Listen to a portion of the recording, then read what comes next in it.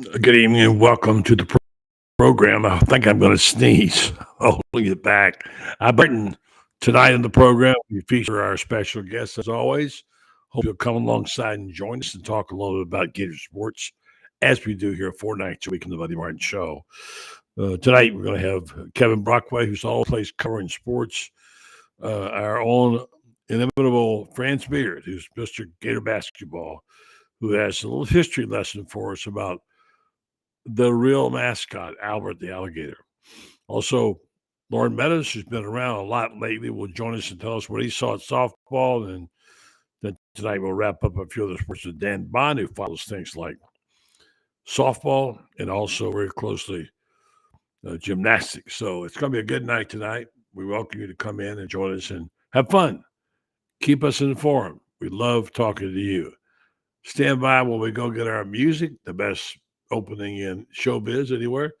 And we come back and join you here on the program for a good night. Tell your friends and neighbors the Buddy Martin Show is on the air. Yes, it's time again for Buddy Martin. Call him up and tell him what you're thinking. But be kind because he's doing the best he can. Better, stronger, faster. Mama says that alligators are ornery because they got all them teeth but no toothbrush. Hey, what if the voice calls while you're gone? Take a message. Bye. You ready, champ? I'm ready for this my whole life. I'm incapable of small talk. But that's why you love me, right? Kind of intimidating to be in the presence of so many great athletes.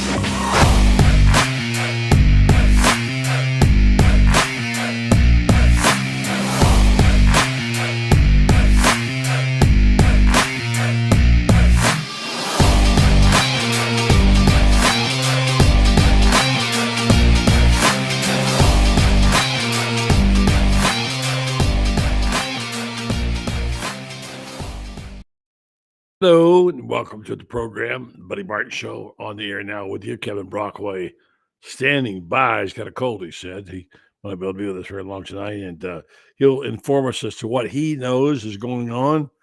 Can this be true? I've been following Florida basketball for longer than Franz Beard has. That's a long time. I was stunned by this news today. You probably heard it by now.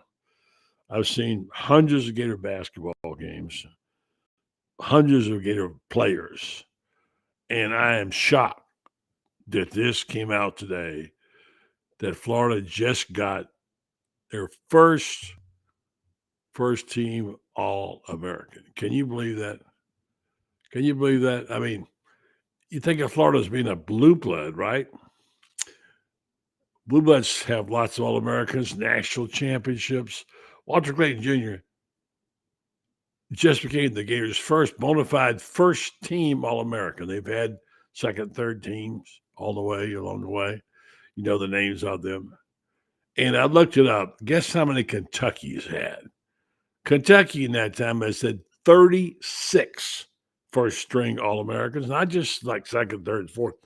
And Florida's only had one now, and it's Walter Clayton. You're watching this team. This team has two natties, of course, and capable of winning a third on their way, trying to hold on to that number one seed tightly as they go to Nashville. Scores tonight, of course, we read those to you later. Nothing shocking going on in the first round. So Florida plays Friday night there against Alabama. And so, yeah, Florida, unbelievable. Let's go to the orange and blue room and see what our inimitable guest has to say. Kevin, who follows all Gator sports and particularly keenly interested in basketball, does an exceptional job for the Gatesville Sun. Let's go see if we can find Mr. Brockway. Good evening to you, Kevin. You guys all right? Hello. Okay, let's see here. Stand by. Where are you, Kevin? How come you're not coming on, Kevin? Mm-hmm. All right. For some reason or another, let's see what it is. Kevin's not coming up. I know he's here. Let's see what we got going on here. All right, let's do this. We'll try this. We'll try this. And we'll there he is. Finally, we got it. There he is. You got hiding me. in the shadows all that time. Yes, no question. How was it, Jeff? It's amazing that point, because I researched it in the book, in the yearbook last night, Mhm. because I voted. It's Sporting News All-American team, Right. and Mike DeCourcy gave me a little heads up since I voted. And Mike Miller and Donald Harvey were freshman first team All-Americans, but never a true Mm. first team All-American player, which is shocking, you would think. But Shocking. Al Horford and Joakim Noah, I guess Noah came on really in the postseason in 2006, and Florida kind of Right. came in as a 3 Right. seed, and they struggled in February, and then 07. It's a little harder to explain, except for the fact that those teams under Billy were so balanced; they didn't put up big numbers, Right. and that's some people look at that, but I tend to look at what do you do to impact winning, and unfortunately, it's a shame that more voters don't take that into account when they're putting together these teams, because I think if you did that, I mean, the Noah Horford and Brewer were all lottery picks. I mean, that says their ability level right Yeah. there, Yeah. how good they were, but they kind of sacrificed for a bigger goal, which was the national championship. Yeah, and you got to remember, there's only 5 players on the floor. All Americans, Florida. You have really 33 players to pick from to make All Americans. Here, you really got 5, so it's harder to make All American. I was thinking back the first time I'd ever really I didn't see any games, but I knew about the Gator basketball team because my guy from Ocala was the captain, Ted J. Connors, way back in the 50s. And of course, people forget that it used to be an afterthought to football. Yeah. Back in the day when Bob Woodruff was the head coach, his backfield coach, John Maurer, was the basketball coach. Yeah.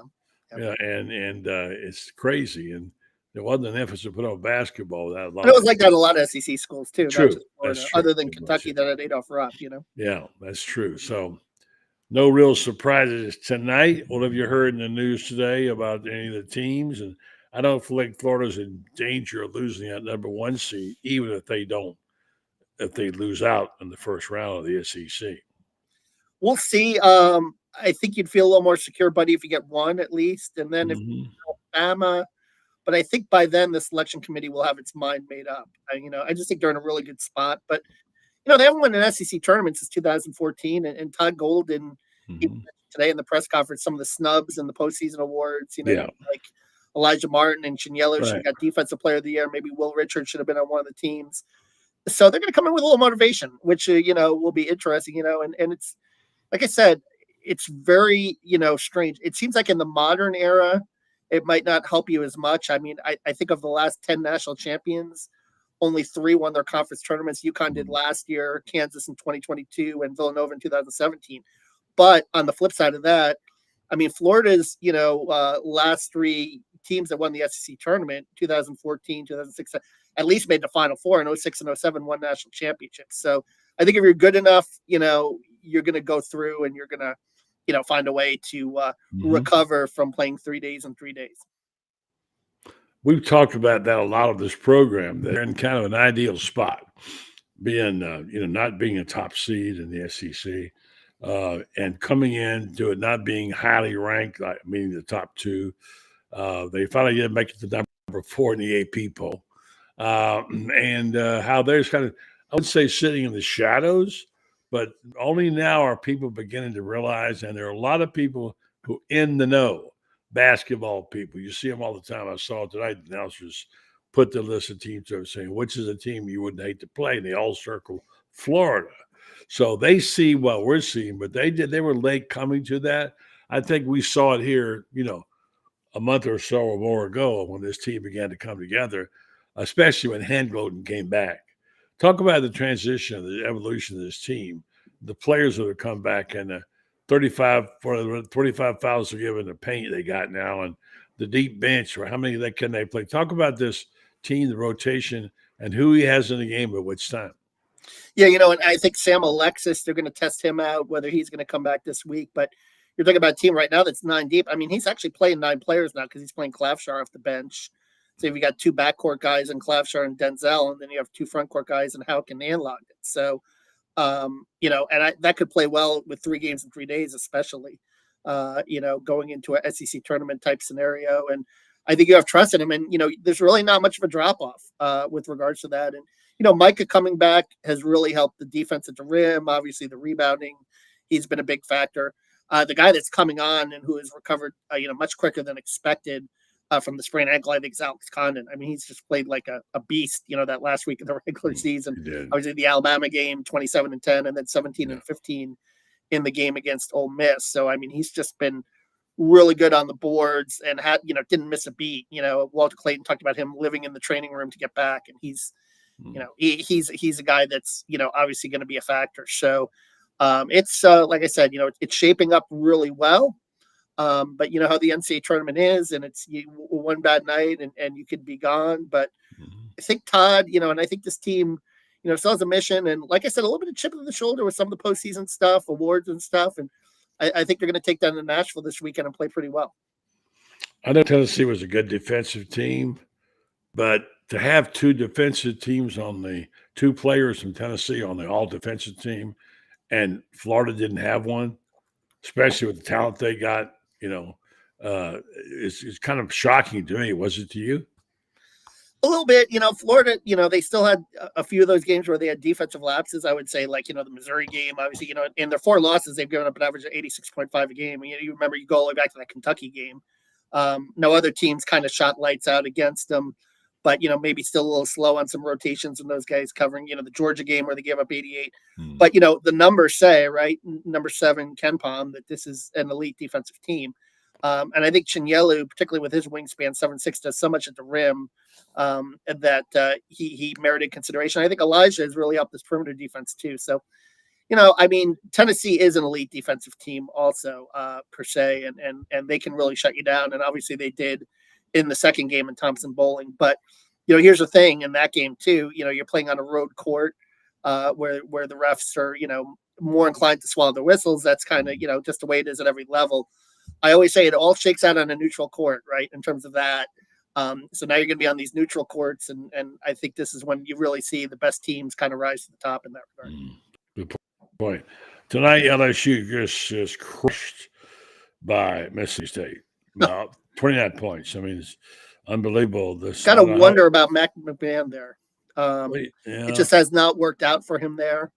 And, I'm wondering if he's going to make it. But, they're so happy with the women's basketball program there and Kim Mulkey. Maybe they just don't notice. But LSU's had a very proud basketball tradition. Dale Brown and, obviously John Brady got him to a Final Four with Big Baby Davis and Tyrus Thomas. But LSU is not firing now basketball-wise. And McMahon, from Murray State, it just hasn't really translated there. Where have you gone, Pete Maravich, right? And then Texas, pretty tight game for a while, although Texas took the upper hand in 13-12 seed. Texas beating Vanderbilt 79-72. The South Carolina losing to Arkansas. All those teams are really sort of, except from LSU, kind of even. And it's like you say, things can happen in the postseason that can knock you out. You got to be careful about that. So what kind of a game do you look for from Florida against Alabama on a neutral court? Should it favor them more? Is that a game that Florida should take in command early on? And you think they can score on Alabama? And I think Alabama, buddy, I told you this a couple of weeks ago. I think Alabama is a good matchup for him because, Florida's so athletic and they like to get up and down the floor with them. And I think that's something that, if it shakes out that way, it's going to work well. I mean, Missouri could be a little dangerous if they get them. I mean, it looks like Mississippi State played well tonight, so we'll see how that game shakes out. But other than that, I think the brackets, also sets up well from in this point. I pointed this out in one of my stories today. If you think about it, the two biggest fan bases, Kentucky and Tennessee, are on the opposite side of the bracket. So they're not going to face that road type atmosphere that you're going to have at Bridgestone until maybe the finals if either of those teams makes it. So I think that helps too. I mean, Alabama doesn't traditionally travel much. Neither does Florida doesn't, for obvious reasons. I mean, it's an 8-hour trip. But we'll see. Maybe the Gators will show out a little bit. But I think in general that bracket works to their advantage that way, and that they're not going to face. You wouldn't want to be facing Tennessee and Bridgestone Arena in the semifinals versus facing an Alabama team where the crowd isn't going to be as ferocious. Yeah. Now, let's not look too far ahead because you get. There's still some games to play here. and they do matter, and they do count them. But if Florida takes care of business, let's say they win one, lose one, okay, in the SEC, and they keep their first number one seed, they're going to go west, aren't they? I think it'll be either San Francisco or Indianapolis, but we'll see how that shakes out. And then probably Raleigh to begin with. Yeah. I think that's how it's going to work out. And we'll see the matchups. I mean, God, UConn as an 8 would be dangerous. Dan Hurley's got a lot to prove this season with the way the season has gone. If they got a team like UConn in the 8, or if they got St. John's as a 2 or something, it'd be interesting. But that's what makes Sunday fun, is to see the matchups. Speaking of Dan Hurley, I talked to Shane about this earlier. There was a 60 Minutes piece on him. Yeah, very good. He's bizarre, fascinating, but he's Spurrier times 10 in his competitiveness, and he just gets on everybody's nerves, including his wife. In fact, his wife kind of puts him in his place because he is just, he is crazy. And then he says he's the failed Hurley. His brother was on the Duke national championship team in Denver. I saw that series. And his dad, of course, is a well-known coach at St. Peter's, who's just as bad as he is, apparently, looking at his sideline headings. But it's hard to like Dan Hurley. I don't think he cares, do you? I don't think so. I just think he wants to win. He's a very competitive guy, and he's in his element in the Northeast too, in the Big East. That's a pretty good element for him. I know he, gets into it with the refs sometimes, and that's sometimes. How about all the time? A little bit of a lightning rod there, but also, Billy used to work the refs too. Billy Donovan used to, and I think Todd works him a little bit. More than Mike White certainly, but but Dan is he's an intense, he's a tightly wound guy, but he's you can't argue with the results. I mean, the success that he's had there in building that program back, and if you remember, they were really. Kevin Ollie won that national championship in 2014 against Florida, and then they kind of went in the wilderness after that, and they didn't have the NIL support. But the school got them back in the Big East, which was smart because that's where they really belong. They were trying to, ride the coattails of football in the American, and that didn't work out. And it's they got back to their identity, which is as a basketball school. Well, I mean, the idea that he could three-peat was shocking. I mean, just think about that. Three-peat.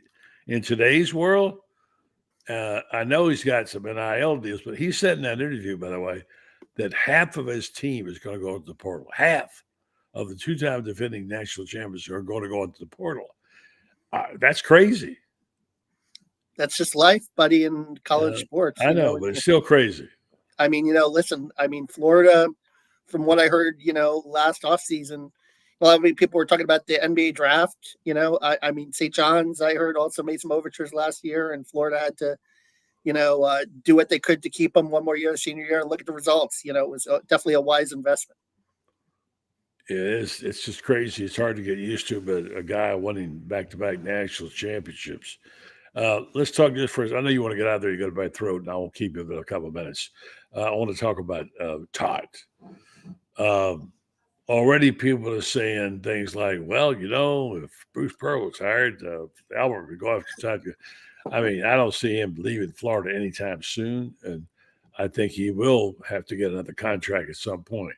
Do you agree with that? And so what do you think that he needs to be making in Florida? Well, check my story tomorrow. They're going to have to pay the man because he's in the I won't tell you where, but our USA Today salary database is coming out tomorrow, and he's in the bottom half of the league. So still, even though they gave him the extension, the 3.6 million, and with bonuses it could go up to 4, but those are hard bonuses to attain. Last year he got 37.5 for making the NCAA tournament. But I think this is going to be an interesting offseason for Scott Strickland to show Todd Golden, and listen, Todd's earned it. 27 wins, just the third time in program history that's happened. And it looks like he's built a solid foundation for this team for the future. And I would expect something to be done there sometime soon. Are we talking 6-7 million in 5 years? For 5 years? What? I don't know that much. I mean, the John Calipari makes 8, and that leads the SEC. Nate Oates and Bruce Pearl making the 6 million range. So yeah, maybe 6. Would be a fair number given what Todd's achieved, and I think the postseason will be interesting too, just to see what he does in March. But I think that certainly it's well deserved given what Todd has done with this program and the level that it's attained. What do you think he'll do in March? But for this team, I think this team is Final Four capable for sure. I mean, I think this is we know that do they the have best. A I chance think this is the to best win? Florida. If they're a 1 seed, I mean, the history tells you that, and this is the best Florida team that I've seen in quite some time, probably since 2014 or maybe 06, 07. I mean, it's just a really deep team. And balanced team. And the other thing too is you see a lot of those similar traits too in terms of like selfishness, sacrificing for one another, those culture things too. I think will play really well in March. Yeah, for sure. Well, he's dodged a bullet now. That's good. And this team is set. Even that could give them a little edge they need, and they have a lot to play for, and they have a lot of respect they want to gain back. So it's a good position to be in, and let's see how they tune up on Friday night and what's ahead for these Florida Gators, okay? Yeah, no question, buddy. It's going to be interesting. I leave for Nashville tomorrow, and fingers crossed I can get over the last of this thing. I was really dragging yesterday, but I'm feeling a little better today, and hopefully a few more airborne and Ricola, and I'll knock this out. All right, man. Be safe. Get better. Have a good trip. Thank you very much. Yeah, one more shameless plug. Gatorsports.com, Gainesville.com, and I got a fun story coming out tomorrow on the 20th anniversary of the 05 team, which won the first SEC tournament in school history. Nice. And Very got good. a chance to catch up with Matt Walsh. He owns a basketball team in New Zealand, if you can believe it. Wow. He's become quite the entrepreneur. He owns a pickleball team in Washington, D.C. My goodness gracious. Great kid. And that was kind of the beginning of the breakthrough before the 06, 07 teams. I covered that team. And they had a lot of heartbreak the year before. I remember Christian Dreyer left, and right. They just lost to Manhattan in the first round of the tournament. But it really started to turn in that 05 season, and then obviously in 06 and 07 it took off with the back-to-back national championships. Right. Gotcha. All right, Kevin. Thanks a lot, buddy. You take care. Thank you. All right. We'll be joined shortly by France Beard, and then we got Dan Bond standing by for a little bit later. And while we're waiting on friends, we'll tell you about our sponsors and our friends. Our guys that do a great job for us and for the University of Florida and for you, by the way. If you're interested in need a lawyer, I would recommend you check these people out because they're solid people. They're good. They're great Gators, and they're also terrific at law. That's Smell the Law. You know all about them. They're everywhere. You see their advertising. You see them on TV everywhere. So we'll be sure to tell you. We talked to him earlier this week. We talked to Jeffrey was out in Colorado for a little vacay. He'll be back here. We'll be having dinner at Spurrier's one night and catching up. And I just really appreciate Jeffrey for the guy he is. He has a great joy. He loves coming. And by the way, he's very close to Todd Golan. And he's really happy with this basketball team. So good for him. He enjoy his time there and enjoy his basketball team. So if you need any help, you need to get a hold of Mel the Law. They have several locations there in Ocala, Gainesville, Lake City to help you out. And they'll take your case most likely. If they do, you can be guaranteed you'll be getting in touch. They'll touch with you. Most likely at Meldon, which isn't usually the case. The guy with the name on the door didn't know I often call you back. So Meldon Law, they won't back down. All right, I think France Beard is about someplace. We're going to see if we can locate him. We'll come back in a minute. We got Dan Bond standing by. Let's see if we can get a text in their friends. He's got other responsibilities there. I want to get to a point we're going to talk about later on. It was brought up this morning in SEC sideline. Someone brought up the question, and we'll have Lauren on here a little bit later to talk about it. Did Florida have a live mascot? And the answer is yes. It's quite an interesting story about that live one. And it's one that you'll enjoy. If you don't know it, all you old Gators probably do. It's quite a story behind it. Let's see. Fran seems like he's lost his way there. So, a very exciting time. for basketball and fans. And you see some comments there online. Appreciate our executive producer getting our friends up and chatting. If you got any thoughts about this team and about sports in general, give us a holler. Okay. Let's while we're waiting for friends, let me just catch up with you on quite a few items I got here today, and I'll tell you about them. I love the comment from one of the Florida's basketball players, and that is Will Richard. Will Richard was asked about playing. He said he hopes to glorify God every time he steps on the court. And his exact quote was, "I just hope when people see me play, they know it's all about God. It's all God." Now, a lot of people don't like you flaunting your faith. I'm one who believes if you believe it, live it, say it. So I'm really glad to see what he said there. And Will Richard, outstanding. And I think it speaks to the character of someone of the team as well. So, yeah, we talked about this earlier today. Todd Golden saying some of these snubs kind of got the Gators all fired up this postseason. I mean, they got motivated by the fact that they kind of were disrespected. And he said that things like some of his best players not getting on the all defensive team, et cetera, et cetera. So they are watching it very close. Don't think they don't notice. They do notice, and they can use that. Also, a very interesting story, and I'll get friends on here, about Dan Mullen. I don't think I've ever seen this kind of thing before. Dan Mullen is on a 5-year contract, but may not get paid all 5 years. And he knows it and apparently has agreed with it. That's really interesting. So let's see who we can rouse out up here. Let's see. His friend should be around here now. Hold on. For some reason, he's lurking in the shadows tonight again. Oh, there he is right there. What's up, Francis?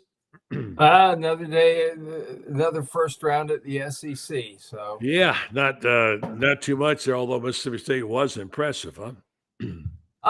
Yeah, LSU is packing it in. I mean, let's be real here. LSU knows that even if they'd won the game, they weren't going anywhere. You know, the only way they would get anywhere is to win Wednesday, Thursday, Friday, Saturday, and Sunday, 5 in a row, and they're not going to do that. They know that. And you know, that's one of the things that Calipari was talking about when he was talking about the tournament and stuff like that. There are teams out there that know they have no shot at it. And, you know, I've heard that years ago in the ACC, when they first expanded, I heard people talking about, well, we got 12 teams in the league and we really only have 8 that are competitive. So slough off 4 of them that can't play. You know, we do this in baseball, buddy. You know, the SEC tournament doesn't get every team in the SEC doesn't make the SEC tournament. So there is some precedent here. And the reason that we don't do it is because we have this 64 team tournament, and we're able to say that every single team in the country that's in a conference, obviously, had a chance to play for the national championship because all they had to do was win their conference tournament and then go 6-0. So that's the reason, and it's hypocritical in some respect, you know, because there are teams out there that, you know, you can let them play in the conference tournament. They even then, you know, you could give them 2 mulligans and say, okay, you won your first 2 games, and they still couldn't, you know, and they would have no prayer. It's one of these things that do we expand the tournament, or do we say, why expand when everybody really has a shot at making it now? All you got to do is win your conference tournament. Yeah, you're right. I want to get into the tournament coverage for a second, and I want to get to this thing about the Florida mascot. We had a conversation about it this morning. You'll be headed that way, and most likely for the SEC championship, and then for sure on to Raleigh or wherever they go, and you'll be following them, the Gators. And you're kind of Mr. College basketball. You're Mr. Gator basketball around here. You've been covering it forever. I know you're working on a column. I asked you the other day, why did you fall in love with basketball? And you're doing a piece on why I love basketball. You want to share a little bit of that with us? Well, my love affair with Florida basketball started December 11th, 1963, and I was there when Dick Tomlinson scored 44 points and Florida beat Tampa 108-75. Dick Tomlinson, that was the most points anybody had ever scored in a Florida game. And I was thrilled about it. It was my first college basketball game. I'd been to football games before, but never basketball. And we had moved up to Gainesville from Sanford, and I went to a basketball game. And wouldn't you know it, right after Christmas, they play back-to-back on the 26th and the 27th. They get Manhattan on the 26th, and they get Air Force on the 27th. I came there. I had Christmas money, so I'm going to see my second college basketball game, and I'm at the very end of the line. I'm a 12-year-old kid, and who comes walking in Old Alligator Alley but Dick Tomlinson? Well, I, being the 12-year-old starry-eyed kid who had just seen, what I thought was the greatest basketball game in history, I didn't realize it. Tampa went 2-24 that year. They were just absolutely terrible. And I went over there to say, wow, I saw you. And Dick Tomlinson, was, he was so kind to indulge me while I had a little bit while I went through some adulation. And he said, you got a ticket? And I said, I'm here to buy one. He said, come with me, kid. And he walked me through. We walked by the ticket. There's the guy collecting tickets. And he says, he's with me. Holy cow. Dick Tomlinson, who had scored 44 points, takes me through there. Now I don't have to spend the money for the ticket. I got money for 2 drinks and 2 hot dogs.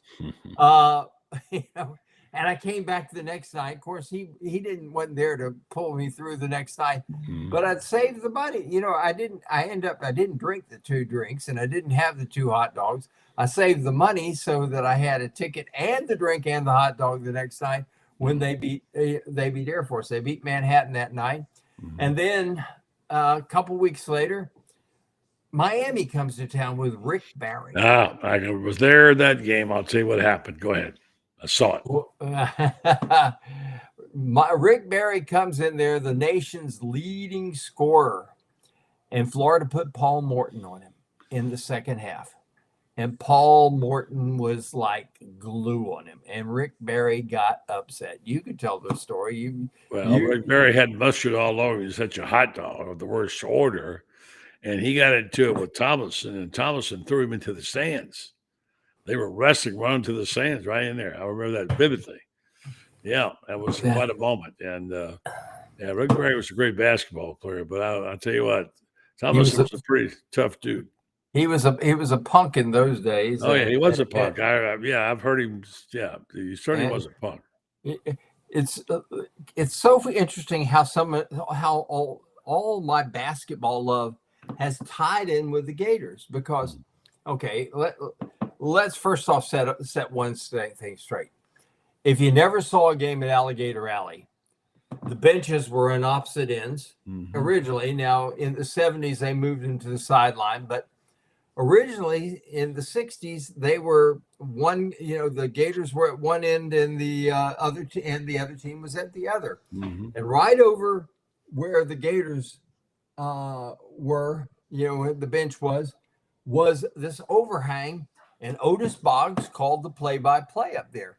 But it was so close that if you're listening on the radio at home, you picked up some some words that you probably never knew were in your vocabulary or had never used in your vocabulary before, because Norm Sloan, let's just say he had a little bit of colorful language, shall we He had say. a foul mouth. He had a foul mouth, that's for sure. He did.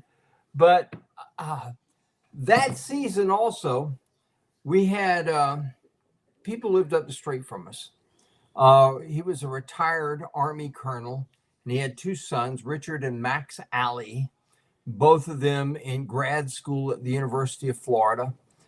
And Richard had found a love interest at the Baptist Student Center. So he gave Max his ticket. And Max came down the street, picked me up, and I was at most home games that year. And we sat right down on the first row, because those were bleachers. And we sat there on the first row. And I had watched how people with scorebooks. So I got my own notepad. I didn't know that these things already had lines in them and everything. I just saw them doing this and keeping up. And I could read a box. Lauren. Hey, sorry. I could read a box score. So I started keeping score on the games. I had, oh my gosh. And I had so much fun. But that's where it all began. And here's how it all ties in. Rick Barry that night, his son Canyon ends up playing for the Gators. When I'm a senior in high school, when I'm in Mississippi, prior to that, I go to the LSU basketball camp with one Pete Maravich. Press Maravich had become the basketball coach at LSU.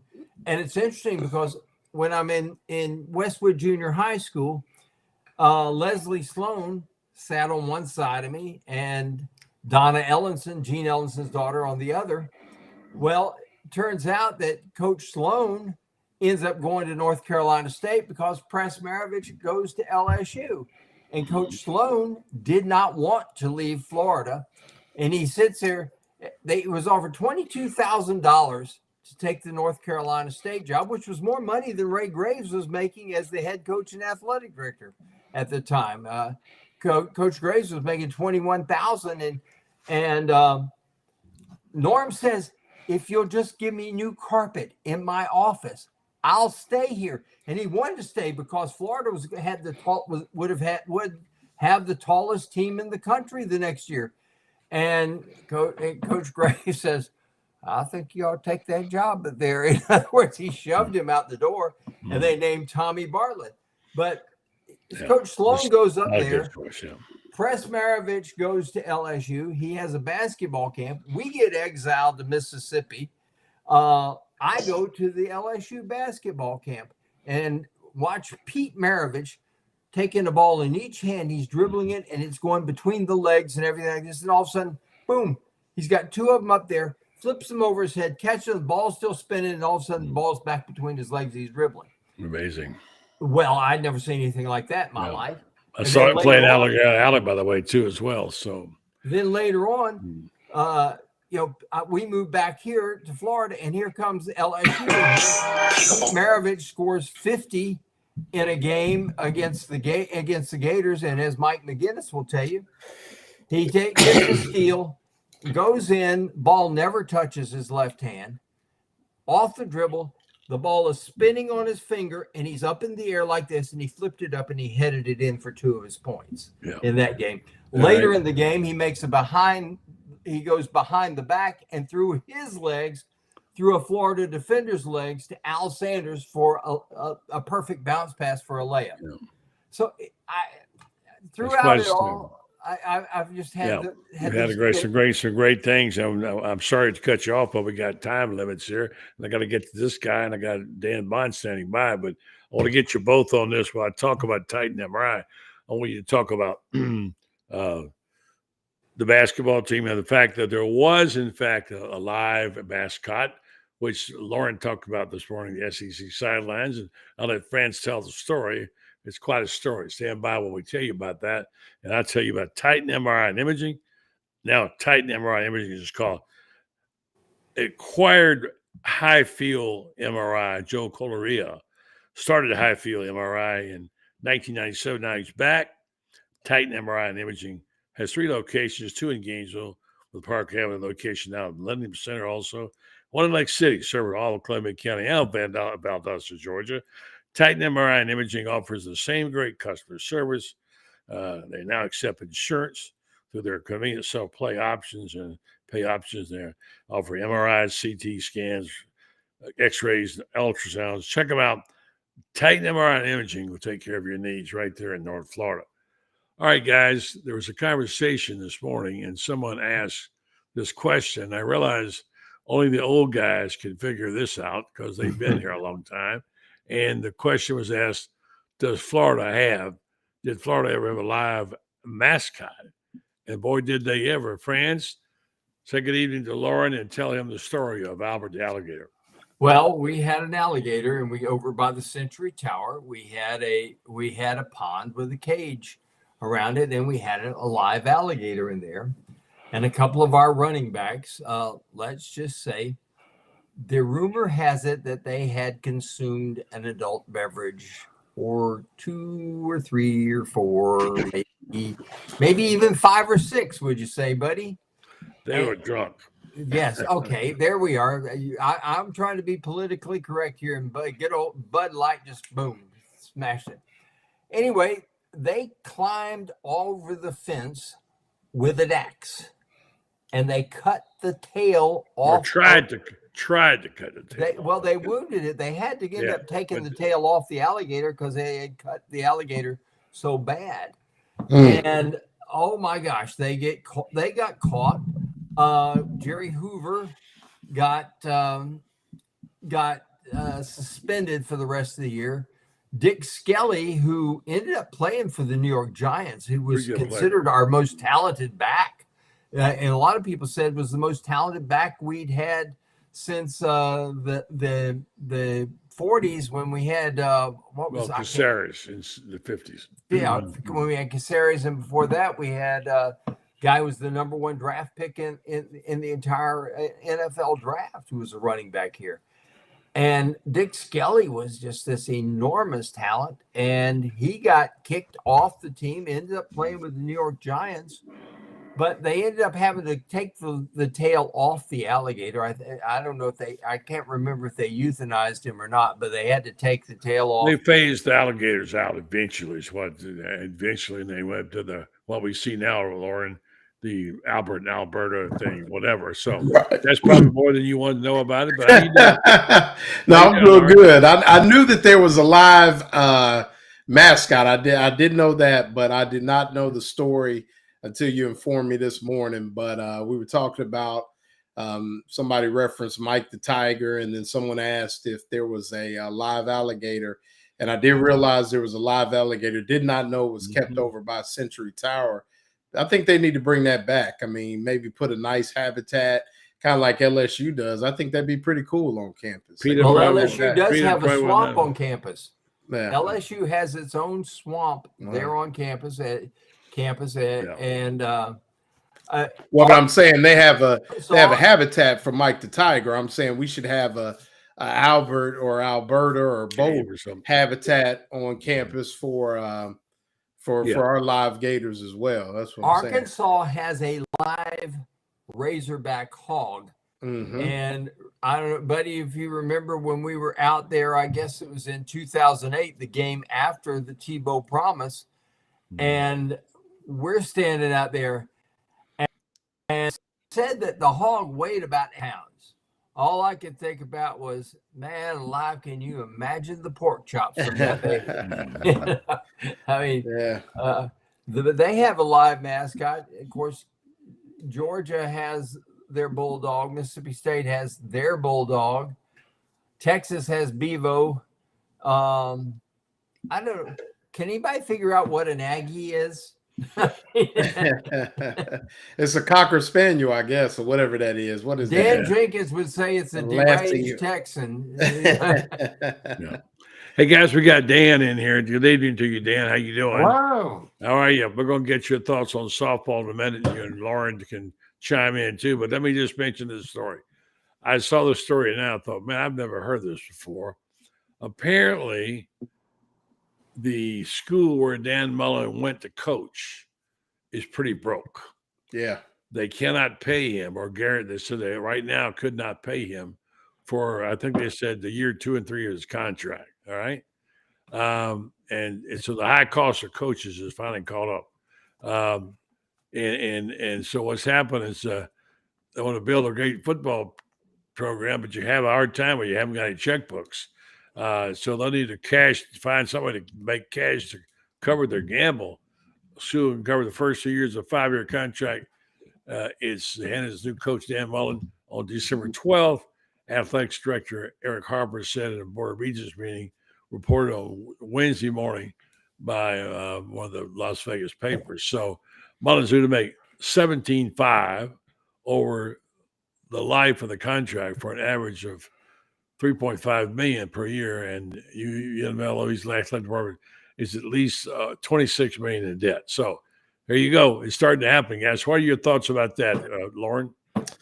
It's interesting. You don't see that much. Usually they got the money to pay the coach. May not have money for anything else, but the coach usually gets paid. And I'm kind of shocked with, friends might know he's tapped into kind of the business side of some of these schools, but I'm surprised with the success of the Sphere. And, they keep building buildings based on that gambling, and the way that sports gambling is taken off. You would think with the NIL and some of that, and just from a sponsorship standpoint, that UNLV would be dialed into some of that, and that would pay the bills. So it's kind of surprising. I was shocked to see that, just because of the money that's been flowing through Vegas, and sports gambling is only getting more popular.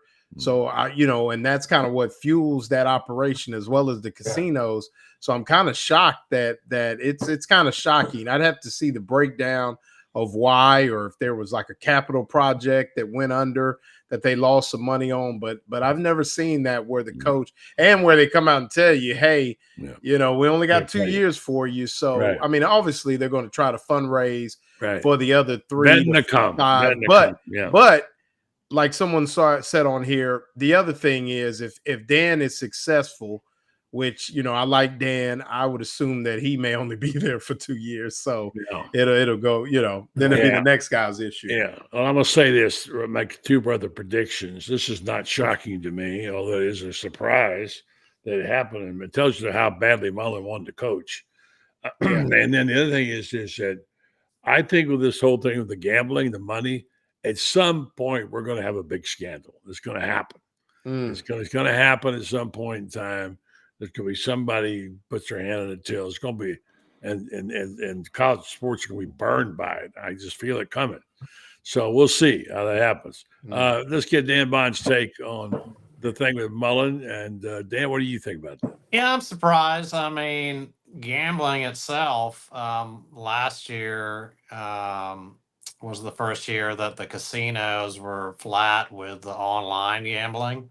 So there's less and less people gambling in a brick and mortar, to put it that way, I guess, versus online. And that's why you see a lot of these sports teams coming to Vegas, is to be some more revenue coming in, because a lot of the younger folks, the millennials, prefer experience versus actually sitting in a smoky casino and playing cards or playing the machines anymore. So yeah, I am surprised that they don't have the funds to put into the UNLV program and pay him. But, that's definitely something, if they get rolling over there with the baseball coming, that stadium looks like it's going to be something.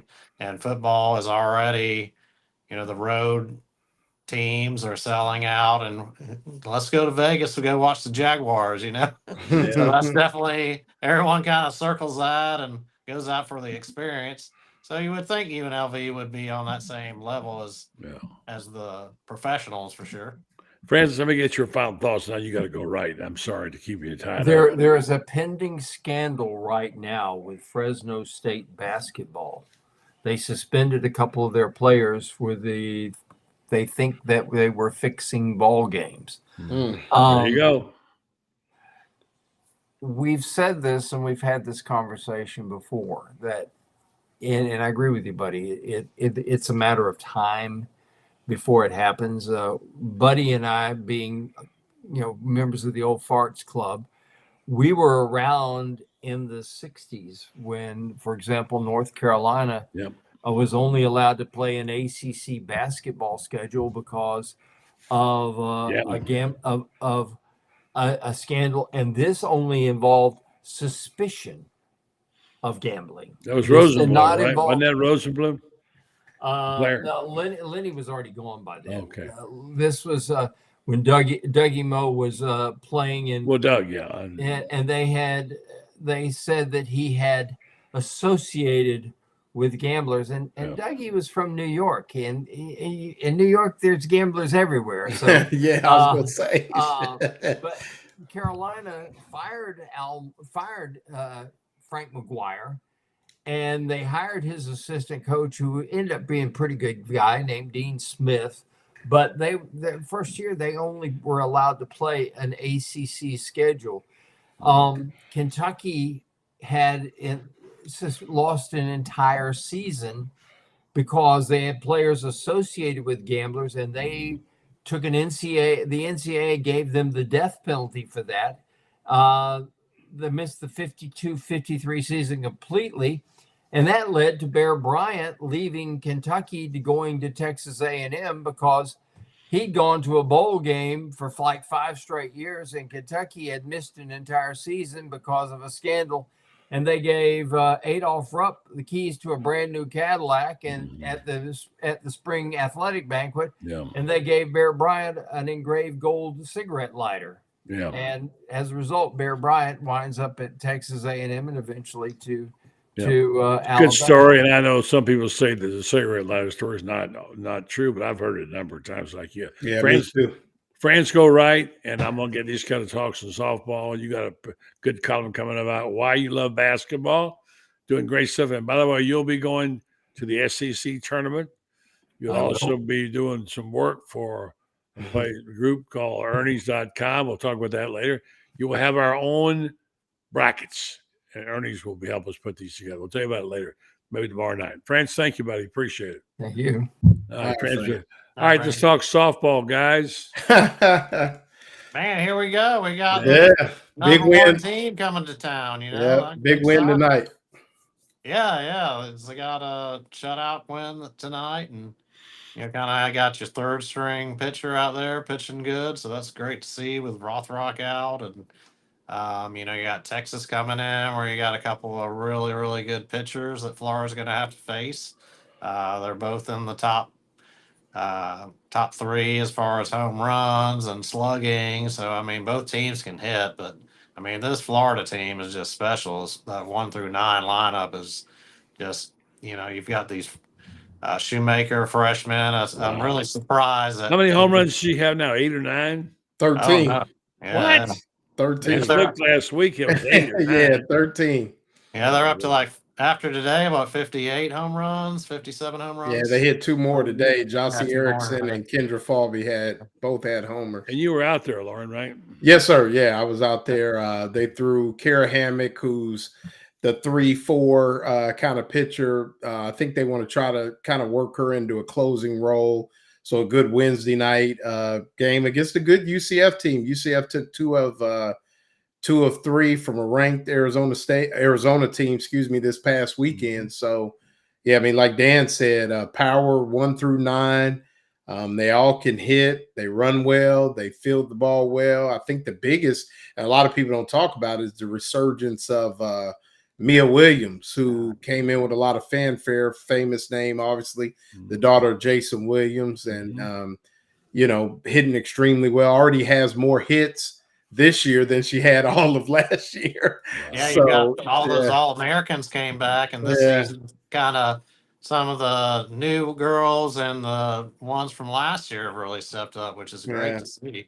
So, man, I think like Dan said, I think we're kind of, it's going to be a good series. I think people that, Florida, obviously basketball is huge right now, spring football going on, but we all know this, buddy. Tim Walton continues to put quality softball teams out there year after year. And, if you want to, baseball's out of town, and if you want to get some sun, it's going to be a nice weekend this weekend in Gainesville. So, go out and definitely watch two of the top teams in America. Yeah, for sure. All right, Lauren, let you get out of here. You've been on Do Nothing at shows for solid amount of wall to wall. Every show I turn on, you're on it. Great job. Man. Well, thank getting you awfully guys. good at this. I'm getting a little worried. Oh The coach is no! everywhere. For Nobody can beat the master. That's just you're like Yoda, man. You're just sitting over it, and all us Jedi just down here, kind of guys like you. I got to worry about. I mean, no, not me. Yeah, great job, Lauren. Appreciate it, buddy. All right, thanks a lot, guys. Good seeing you, Dan. I'll holler at you, bro. Thanks. Are you coming in this weekend? See you in Gainesville. I'll be there for all 3 games. Oh man, you didn't holler at your boy. You got to. I'm working on it. All right, man. I got a lot of plates spinning right now. Yeah. Well, make sure you holler at Mrs. Walton, because she definitely wants you to reach out to her. I talked to her last week, so make sure you reach out. Yeah, I talked to her this week, so I ended up seeing her Saturday. Okay, good. All right, Dan. Thank you, buddy. And, Dan, you stand by. Lauren, thank you. I'll talk to you tomorrow. All right, so let's talk a little bit of the remaining minutes about the gymnastics team. It's really kind of hard to figure. They've had injuries, had a couple off meets. There's a lot of talent out there.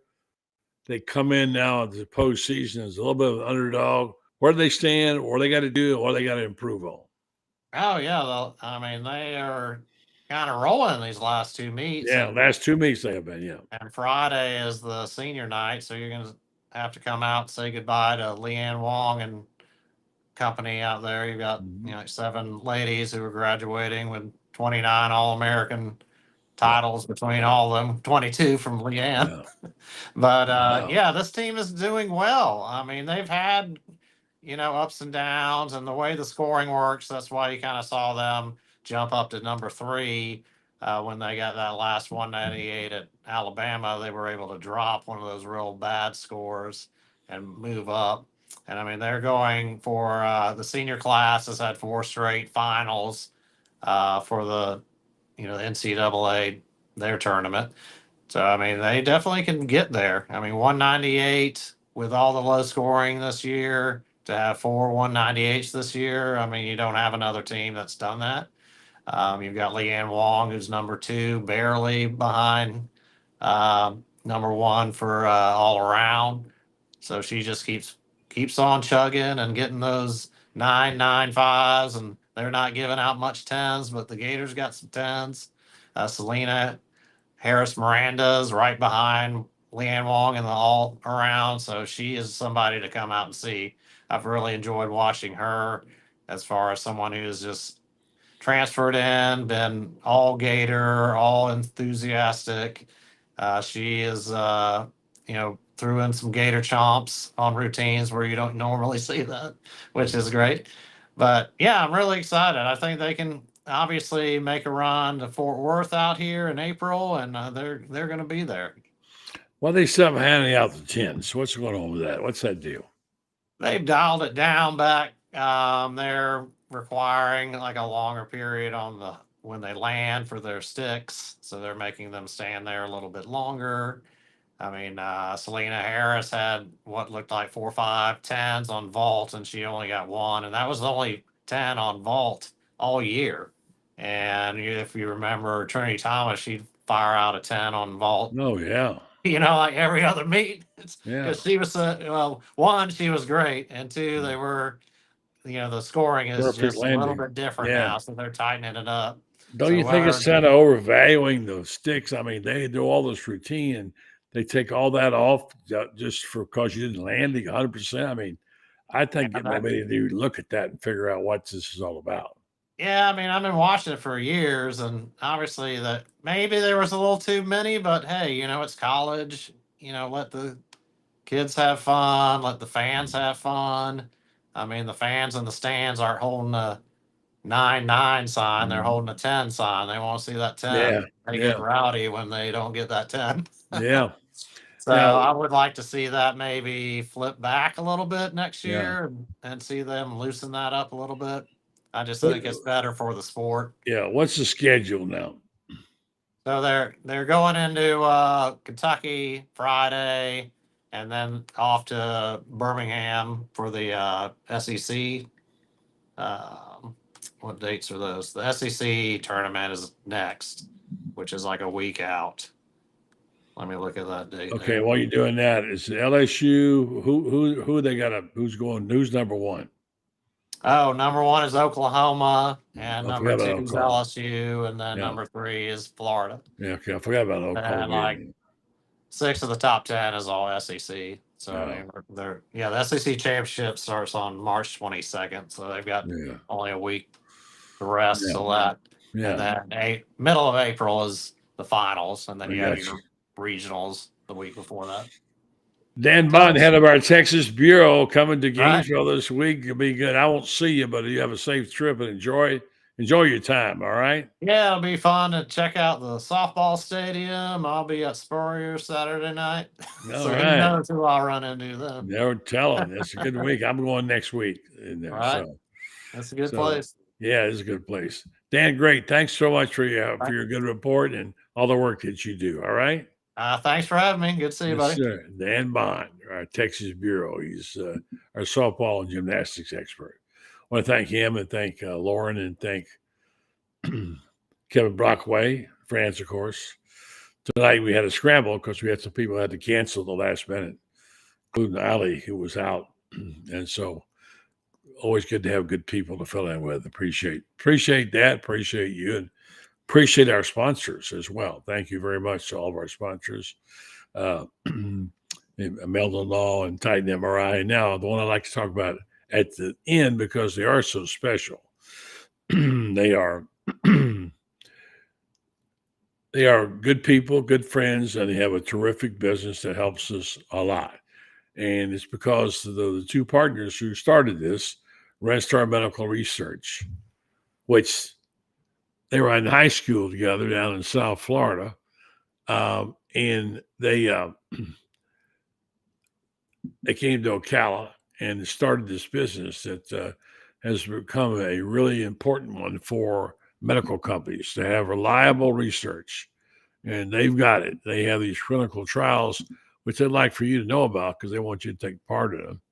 And they can furnish the data they need to these companies to show exactly what it is we need to take care of ourselves.